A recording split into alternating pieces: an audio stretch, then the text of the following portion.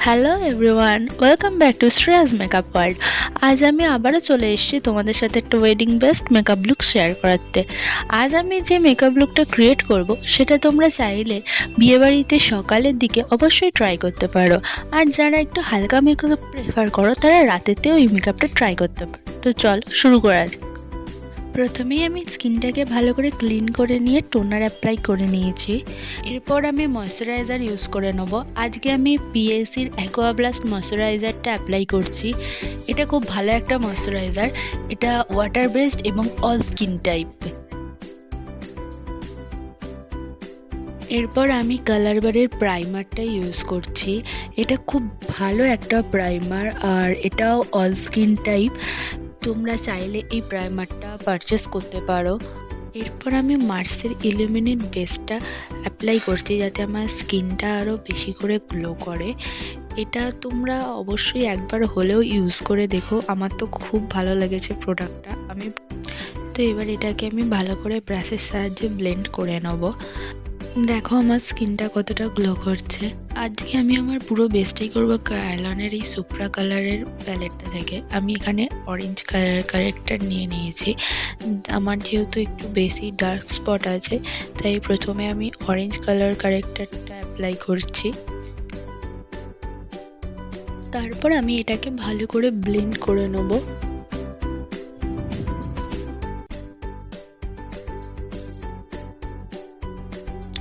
এরপর আমি আমার স্কিন টোনের থেকে দুশের ডার্ক টোন নিয়ে আবারও কনসিল করে নেব ভালো করে। তারপর আমি এটাকেও ভালো মতো ব্লেন্ড করে নেব। এরপর আমি এই প্যালেটেরই 29 নম্বর শেডটা আমার ফাউন্ডেশন হিসাবে অ্যাপ্লাই করছি এবং সেটাকেও আমি ভালো মতো ব্লেন্ড করে নেব। দেখতেই পাচ্ছ আমি খুব হালকা একটা বেস এখানে ক্রিয়েট করছি, যেহেতু আমি প্রথমেই বলেছিলাম আজকের মেকআপটা যারা হালকা মেকআপ পছন্দ করো তাদের জন্য। এরপর আমি এই প্যালেটেরই 22 নম্বর শেডটা নিয়ে আমার স্কিনটা হাইলাইট করে নেব এবং অবশ্যই আবারও সেটাকেও ভালো মতো ব্লেন্ড করব।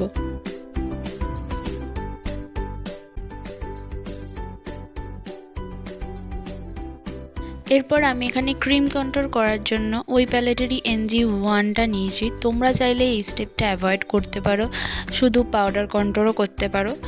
তারপর আমি এখানে হালকা করে একটু লিকুইড ব্লাশ অ্যাপ্লাই করেছি। এরপর আমি মেভলিনের এই কম্প্যাক্টটা দিয়ে আমার পুরো মেকআপটাকে ভালো মতো সেট করে নেব। এরপর আমি ফরএভার 52 এর ট্রান্সলুসেন্ট পাউডারটা ইউজ করছি। প্রথমে আমি চোখের নিচেটা ভালো মতো আরেকবার ব্লেন্ডার দিয়ে ব্লেন্ড করে নেব, দেন আমি পাউডারটা অ্যাপ্লাই করব। তোমাদের যাদের আমার মতো চোখের নিচে ক্রিজ পড়ে তারা এইভাবে পাউডারটা অ্যাপ্লাই করো, তাহলে ক্রিজটা আর পড়বে না।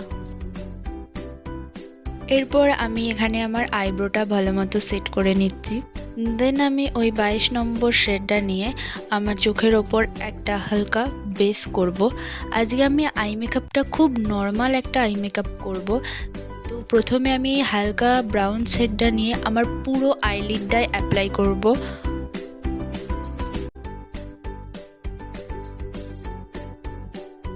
তারপর আমি ট্রানজিশন শেডটা নিয়ে আমার আপার আইলিডে অ্যাপ্লাই করব এবং ভালো মতো এটাকে ব্লেন্ড করে নেব। যারা একদমই কালারফুল আই মেকআপ পছন্দ করো না তারা চাইলে এই আই মেকআপটা ক্রিয়েট করতে পারো।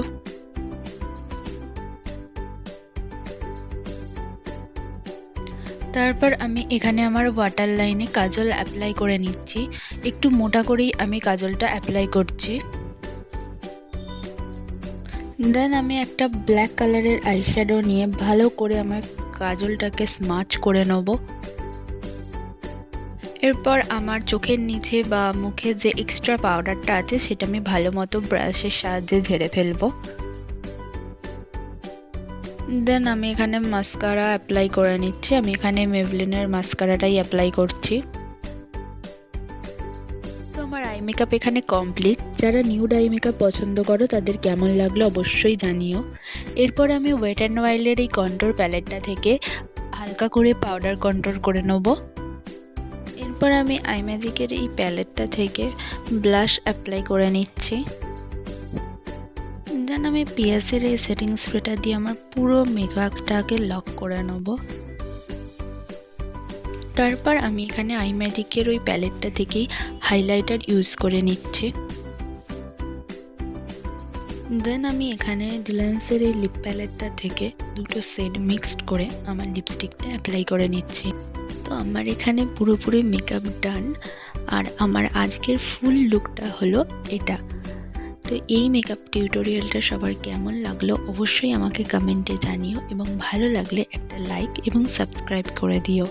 সবাই খুব ভালো থেকো, খুব তাড়াতাড়ি দেখা হচ্ছে পরের ভিডিওতে।